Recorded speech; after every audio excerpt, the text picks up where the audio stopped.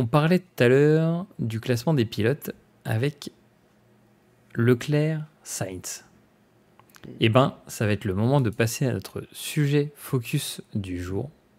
Sujet focus sur Sainz est-il meilleur que Leclerc?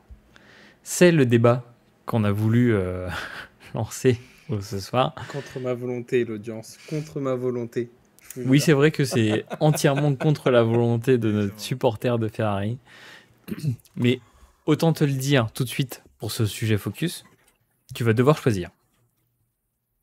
Merci. On sait déjà, à mon avis, qui tu vas choisir, mais tu vas devoir choisir. Et c'est ça qui va être délicat pour toi. Présentation déjà des deux pilotes. Je vais vous présenter Charles Leclerc. Charles Leclerc, il est né le 16 octobre 1997 à Monte-Carlo, Monaco. Monégasque, du coup. Sous pavillon monégasque, aussi en F1. 32 podiums. Donc, du coup, on va parler quand même des deux pilotes Ferrari, pour ceux qui ne sont pas au courant. 32 podiums, 1133 points au total, 129 Grands Prix, 0 titre de champion du monde, il faut quand même le préciser. Il a terminé 5 fois premier et il a déjà fait des pôles. En face, Challenger, Carlos Sainz. Carlos Sainz, il est né le 1er septembre 1994 à Madrid en Espagne. Il est donc espagnol, 21 podiums, 1037,5 points, oui, parce qu'il y a eu Spa. Le seul Grand Prix où il y a des demi-points de partagés. Il a fait 188 Grands Prix, 0 titre de champion du monde, 3 fois premier et meilleure place, la pole. Carlos Sainz, Charles Leclerc, on a quasiment le même nombre de points, quasiment à 2 saisons près, 2-3 saisons près, le même nombre de Grands Prix. On a quand même 5 victoires pour Charles Leclerc, 3 pour Sainz. Messieurs, qui est votre top pilote entre ces deux cadors de Ferrari? Est-ce qu'on laisse d'abord Yo-Yo et puis après Alex, tu devras faire un choix. Si vous voulez. Alors moi, Vas-y. tu m'as posé la question 5 ans en arrière, je t'aurais dit, il y a une différence Leclerc largement. Leclerc, c'était le successeur digne de Vettel, quoi. Tout le monde voyait champion du monde, voire 2-3 titres. Il avait toute la carrure, il était monégasque. C'est un pilote en devenir, en F2, F3, il a un beau palmarès, rien à dire. Par contre, je pense qu'il y a une cassure, je sais pas si c'est l'année dernière ou l'année d'avant, au moment où il a perdu son titre, où il s'est fait dépasser par Verstappen. Là, je pense que Sainz, je sais pas si c'est le fait qu'il a la pression, il se dit bon, ben, l'année prochaine, j'ai pas de volant, faut que je fasse quelque chose, faut que je me monte. Mais tu sens que c'est lui qui lead Ferrari. Euh, D'une part, quand il pilote, tu l'entends parler aux ingénieurs, c'est lui qui fait la stratégie. Leclerc, il est plus en retrait, il va plus parler, plus râler, dire ma voiture ne fonctionne pas, etc. Alors que Sainz va chercher justement l'optimisation, même si Ferrari l'écoute pas toujours alors qu'il a la bonne stratégie. Cette année, il nous a montré qu'il a pu gagner une victoire. La semaine dernière aussi, c'est lui qui gagne la victoire de Ferrari. Ça fait 2 ans, c'est lui qui gagne la seule victoire du Ferrari sur la saison. Euh, Avantage Leclerc pour les pole positions. Clairement, pour moi, sur un tour, Leclerc reste meilleur. Mais sur la course, rythme de course, on est sur un Sainz qui est plus complet. Et puis, cette année, il y a quand même 4 points de retard sur Leclerc. Parce qu'il a arrêté une course à cause d'un appendicite. Hein. Donc, si on prend les 6 points de Burman ou s'il aurait fait la course, il serait, je pense, devant Charles Leclerc. Aïe, aïe, aïe, aïe, aïe. Donc pour toi, est-ce que, si on reprend la question, est-ce que Sainz est meilleur que Leclerc? À l'heure actuelle, oui. Comme je Ok. disais, il y a quelques années, j'aurais dit non. Clairement, il y a une différence qui était notable entre les deux, leadership, gestion de la course. Leclerc est clairement un voie royale. Et il y a eu une cassure qui s'est faite pour moi. Et à l'heure actuelle, Sainz est meilleur. ça peut changer, Alex. Alex, c'est ton moment. Tu es dans la peau de Vasseur. Qui tu mets en numéro 1, même s'il aime pas faire ça, notre cher Frédéric Vasseur. Qui tu mets en numéro 1 pour toi? Est-ce que Leclerc est meilleur que Sainz? Est-ce que Sainz est meilleur que Leclerc? Bah, je vais répondre avec une simple réponse. Je suis Vasseur. Voilà.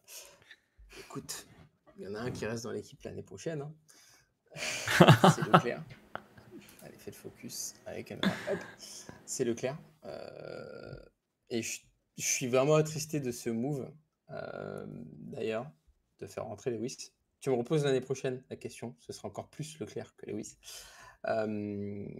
Mais effectivement, comme le disait si bien Yo-Yo, étant grand fan des Charles Leclerc, ce qui est dommage avec lui, moi j'aime bien comparer personnellement Leclerc à Bottas avec sa malchance. Leclerc, il n'a pas de chance sur beaucoup de choses. Les stratégies à chaque fois, les arrêts au stand ou ce genre de choses, ça tombe toujours sur lui. Sainz a toujours un peu plus de chance. Je ne dis pas que Sainz n'est pas talentueux, bien au contraire.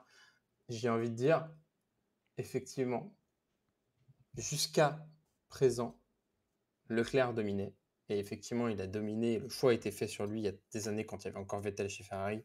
Où voilà, Vettel disait bah, tout est fait pour Leclerc, effectivement. Et donc, il est parti chez Aston. Mais on le dit, hein, les seniors, depuis le début d'année, depuis que maintenant la Sainz est au courant qu'il se barre, on a un autre Sainz. Après Supermax, on a un Super Sainz. On ne l'a jamais vu comme ça. Il est à l'aise en qualif, il vient challenger du Leclerc, il est présent. J'ai envie de dire c'est un Perez bis, sauf qu'à l'inverse de Perez, il donne vraiment ce qu'il a envie en course. Il montre vraiment de quoi, voilà, de tout ce qu'il peut donner, toute sa force, son expérience et tout ce qu'il a appris de son père et de lui. Aujourd'hui, ça va être dur. Charles, sorry. Mais effectivement, je dirais que Sainz là est au-dessus. Ça se voit en course, ça se voit, le rythme, c'est différent. Même si Charles a fait une super course à Suzuka, parce que finir P4, c'était pas facile avec à partir de P7. Mais là, Sainz est au-dessus. Il arrive à mieux gérer ses pneus. Enfin, c'est naturel. C'est naturel là, ce qui se passe. Je me dis que là, il fait tout, Sainz, pour aller rentrer dans une autre écurie. Mais c'est dommage qu'il n'ait pas fait ça avant. Je repense un petit peu, voilà, il y a 2 ans, Yo-Yo, tu disais, il y a 2 ans, il challengeait un peu plus Verstappen. Et Sainz aussi, quand il avait été prolongé justement pour les 2 années suivantes, une fois qu'il savait qu'il était prolongé, il a fait 3 erreurs au cours des 3 Grands Prix suivants. À Imola, il est parti dans le bac à sable alors qu'il aurait pu aller voir la pole. Bref, il a fait ce genre de choses. Et donc, du coup, je me suis dit, bah là, il était trop en confiance et ça lui a pas réussi. Et là, il a tout à perdre, le mec. Enfin, il a rien à perdre, pardon, puisque de toute façon, il n'a rien pour les prochaines pour l'instant. Et le mec donne le meilleur de lui-même, de ce qu'il n'a jamais été. Donc aujourd'hui, je te dirais que Sainz a bizarrement plus de maturité qu'un Leclerc. Effectivement, tu le disais que ça ne se joue à pas grand-chose, mais quand tu regardes le nombre de Grands Prix, il est quand même plus vieux, le père Sainz, et il a plus de Grands Prix à son actif qu'un Leclerc. Mais en termes de points, effectivement, il a commencé différemment dans une autre époque aussi, le père Sainz, enfin le fils, mais Oui, parce que il le est plus père est... talentueux, parce que le père est un grand prodige du rallye. Ah oui, un grand pro du rallye. Ouais, Paris-Dakar, du etc. Bob cette année, mais Sainz là a plus de maturité, a plus de confiance en la voiture. On le sent mieux gérer ses pneus, aller plus loin. Quand il a envie de claquer ses tours, il claque ses tours. Enfin, on l'a vu en Australie. Bam, le mec en dur, allez que ça tape, et que ça tape, et que ça tape, tour par tour, meilleur tour. C'était un super Sainz. Donc j'ai envie de dire oui, jusqu'à preuve du contraire. Ou encore une fois, quand il aura son contrat, hâte de voir s'il y a un changement de comportement, un changement de pilotage, dans le sens où, bon, bah, de toute façon, quoi qu'il arrive à la fin de l'année, je suis plus chez Ferrari, donc je m'en fiche de foutre en l'air, donc je peux repousser les limites. Ou, maintenant j'ai une nouvelle écurie, je veux quand même donner le meilleur de moi-même pour montrer ce que je vaux pour la prochaine écurie, et donc la même situation qu'il y a 2 ans, bah, je veux montrer ce que je vaux pour Ferrari, et finalement faire des erreurs un peu bêtement. Hâte d'avoir cette réponse, je l'espère avant Spa, avant justement la trêve estivale où on a un peu tous les gossips. Ouais. Du coup, question. Vous voyez où Sainz? Quelle écurie pour Sainz l'année prochaine? Prenez les Alors paris. moi, j'avais posé la question justement avant que tu la poses, mais est-ce que vous voyez pas Sainz chez Red Bull? Je m'explique. Le père est en Dakar, chez Audi, avec un Je vous dis. sponsor Red Bull. Le fils donne tout, et, avec la voiture qu'il a. Bon, certes, les deux Red Bull sont pour l'instant dominatrices, mais un Perez qui lâche durant la saison, on peut très bien retrouver le fils aussi chez Red Bull en F1. Tout en sachant que Sainz, pardon. Sainz a commencé sa carrière Formule 1 sur une Scuderia Toro Rosso, Exactement, donc dans les girons Red Bull. Donc, qui Tout à fait. est du coup l'ancienne Racing Bull de Visa Cash. Et ben c'était ça, c'était le nom, c'était Toro Rosso. Du coup, c'est vrai que ça peut revenir aux origines, sachant qu'il a déjà aussi couru avec Max Verstappen, si Verstappen reste côté Red Bull. Bah, je sais pas, parce qu'effectivement, il y a plein de spéculations de ça y est, maintenant, on a le plein pouvoir sur Red Bull, la famille Verstappen cherche à bouger.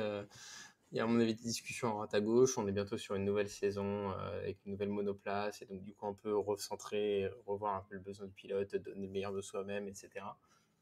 Imagine demain, voilà, Verstappen part chez Mercedes, à la place de Hamilton qui part chez Ferrari. Il y a une place qui se libère chez Red Bull. Un Sainz, il ne va pas retourner chez Williams, même si Albon, c'est quelque chose qu'on peut proposer. Je vois bien top team, un Sainz s'il doit bouger. C'est sûr que c'est top team, parce que il a montré ce qu'il pouvait, ce qu'il valait, et il n'a pas envie de redescendre, pas comme un Bottas qui est plus calme, plus centré sur d'autres business, etc., ou un Ricardo. Tu peux pas virer du Stroll sur Aston Martin, c'est dommage.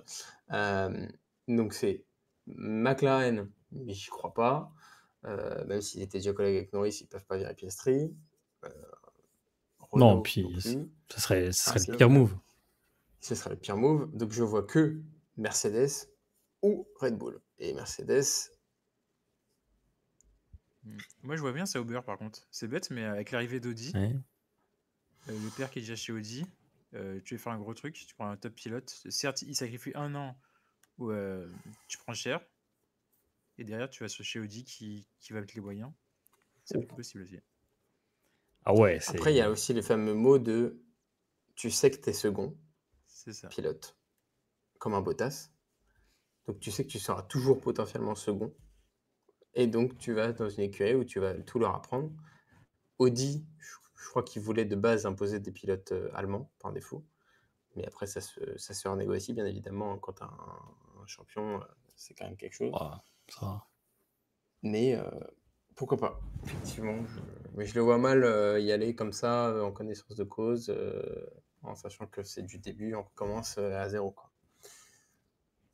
Trouve-moi le contraire. Yo-yo, on prend le pari. Le pari, on l'a. Enfin, on a tous regardé Brown GP.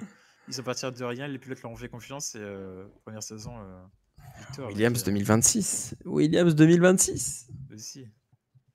Moi, j'y crois. Bah, c'est le pari que fait Jost, donc Ah, James. Il va En nous conduire 2026, jusqu'à. tout le monde promet tout pour 2026. Alpine promet une belle voiture. Ferrari promet une belle voiture. Et au final, on Ouais. se retrouve avec une Red Bull. Il y a un McLaren aussi. On va se retrouver avec une Red Bull encore première avec 3 secondes d'avance. T'as dit une belle voiture, t'as pas dit une voiture performante. Oui, performante dalle. aussi. Ok, c'est pas que carbone.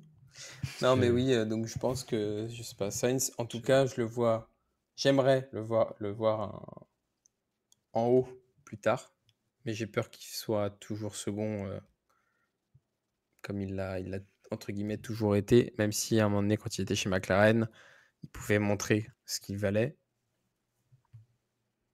Ouais. Bah, si on refait son parcours, 2015, arrivé chez Scuderia Toro Rosso. Ensuite, il a fait Toro Rosso de 2015, 2016, 2017. Ensuite, 2018, il chine chez Renault. Renault Sport, du coup, à l'époque. Ensuite, il a. En 2017. Ah, il a fait une demi-saison, oui. Demi-saison Scuderia Toro Rosso. Ensuite de Renault en 2018, McLaren en 2019, McLaren en 2020, arrivé à Ferrari en 2021, 2022, 2023, 2024. Donc là, c'est la première fois qu'il reste aussi longtemps dans une écurie. Hein. Et la C'est suite. quand même pas mal. Et Charles Leclerc, lui, c'était Alfa Romeo en 2018, Alfa Romeo Sauber, Scuderia Ferrari, Scuderia Ferrari, Scuderia Ferrari, Scuderia Ferrari, Scuderia Ferrari et Scuderia Ferrari. Tu Voilà. pourras encore le rajouter pendant quelques années quand même. Ouais, mais ce qui montre que, genre, comme tu disais, il est là pour rester longtemps et que, en gros, c'est lui qui va dicter un peu le truc, quoi. C'est un futur un peu Verstappen-Hamilton, hein. C'est la génération de Verstappen, donc c'est des gens qui sont là pour longtemps, quoi. Jusqu'à ce qu'il y ait une génération future qui soit encore meilleure que Verstappen et Leclerc Ouais, qui Birman. arrive. Pierman, peut-être. Est-ce que c'est un nom qui sonne bien? Je sais pas. Ouais. Je sais pas, la génération future est quand même assez bloquée actuellement. Hein. Quand tu regardes les top pilotes, Verstappen, il fallait le chercher, Russell, il fallait le chercher. Ouais. Y a Bah, pas- en fait, puis, il y a- ouais, puis comme tu disais un peu tout à l'heure, il y a des places aussi qui bougeront pas. c'est ça, c'est assez bloqué. Tu sais que soit tu attends 5-10 ans dans une team mineure, soit tu n'arrives jamais dans la top team, donc c'est compliqué. Rappelons que chez Aston Martin, même si Aston Martin a une bonne voiture, il y a un baquet qui ne peut pas bouger tant que Stroll n'a pas décidé d'arrêter, quoi. Parce que son père lui garantira toujours un baquet disponible. C'est ça. En fait, si on retrace le parcours de Leclerc, Leclerc a eu de la chance en soi, parce que passer de chez Alpha, chez Ferrari, quand Raikkonen part à la retraite, on revient chez Alpha pour faire sa dernière année, c'est quand même le move inattendu, mais exceptionnel, mais là où en fait, tu as d'autres pilotes qui ont rêvé ça toute leur vie et qui ne l'auront pas, quoi. Regarde Sainz, tu prends le parcours de Sainz, il a toujours eu soit un binôme incroyable, soit il fait sa demi-saison chez Red Bull, où tu as le switch, justement, il prend la place de Gasly qui va chez Red Bull à ce moment-là. Donc, il n'a même pas pris en top pilote pour aller chez Red Bull, il reste pilote secondaire après. Est-ce que ce ne serait pas le. Après, il faut pas aussi négliger le pouvoir de l'argent et des contrats que peuvent déclencher certains pilotes avec bons sponsors hein, aussi. Bah oui, bah c'est ça qui fait qu'il est là. Hein. Oui, il est bien, t'as des bons sponsors. Comme on citait Pérez, hein. On l'a cité dans de nombreux épisodes. Pérez, pour aller le déloger, l'oncle, c'est une des meilleures fortunes au monde, donc va falloir y aller, hein, les gars. Mais après, vous avez dit un truc très intéressant sur les futures générations, c'est que pour aller prendre le baquet du coup de ces pilotes-là, en gros, il va falloir attendre encore 3-4 saisons pour avoir des places qui se libèrent. Et là, il faudra être aux aguets et il y a plusieurs pilotes qui le sont déjà. Et c'est pour ça qu'on vous encourage aussi à suivre la F3, chers auditeurs. Parce que dans la F3, vous allez avoir un petit lot de jeunes pilotes qui vont arriver ensuite en F2, puis en F1. Et donc là, il va falloir les suivre. Ouais, je suis d'accord avec toi. Mais tu vois, la génération Adjar, tout ça, pour moi, j'y crois pas du tout. Hein. Franchement, pour Cher, Adjar, ils sont trop vieux pour c'est une histoire de malchance. Il est né à la mauvaise année. Du coup, ils ont beau avoir le meilleur talent du monde. Soit il y a la thune qui doit bloquer, soit il y a le talent, mais il faut surpasser des fois certains vieux briscards qui sont là, quoi. Et qui sont jeunes, c'est le problème. Verstappen, il a 24 ans à peine. Ouais. Il est en Formule 1 depuis ses 16 ans, quand même. C'est ça. Depuis ses 16 ans, ouais. Et en plus, on en parle, mais oui, t'en as qui sont là depuis très longtemps. Puis des fois, on parle aussi des anciens pour les faire revenir dans certains baquets. Genre Vettel, il est quand même dans la discussion pour remplacer Hamilton chez Mercedes, quoi. C'est lunaire. Hein. Le mec, il fait du pétrole écolo et il protège les abeilles à Suzuka. Donc, vraiment, c'est très loin de tout ça, quand même. Ok, on va pouvoir refermer ce chapitre focus sur ces deux pilotes Et du coup, on a bien compris, pour résumer, que c'est pas du tout les mêmes profils. C'est pas du tout les mêmes profils, qu'on a quand même un Carlos qui est bon, mais qui est pas non plus excellent sur toute la période de sa carrière, mais qu'aujourd'hui, l'esprit détendu et allégé pour aller chercher un contrat dans une autre écurie, en gros, il arrive à se surpasser et à faire des grands prix de folie. Tout ça avec une opération de l'appendicite, ce qui est quand même pas mal.